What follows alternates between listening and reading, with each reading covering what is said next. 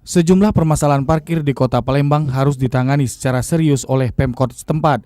Dari persoalan pungutan juru parkir yang tidak sesuai dengan peraturan daerah atau Perda Nomor 16 Tahun 2011 hingga pengelolaan yang berdampak pada pendapatan asli daerah atau PAD Kota Palembang. Bahkan PAD dari sektor parkir belum pernah mencapai target di Kota Palembang.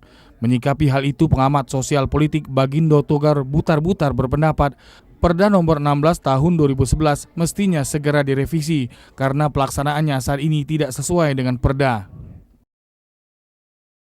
Ya sebaiknya segera direvisi, diperbaiki, disempurnakan bahwa ini tidak sesuai lagi dengan kondisi sekarang dan ke depan.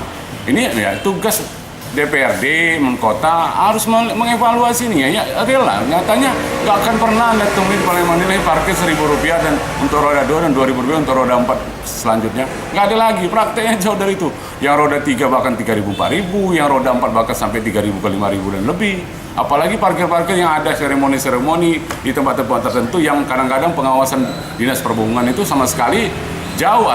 Selain itu ditambahkan Direktur Forum Demokrasi Sriwijaya ini dalam hal memaksimalkan PAD dari sektor parkir diperlukan penggalian potensi kantong parkir yang lebih optimal di Kota Palembang. Tim Liputan TVRI Sumsel melaporkan.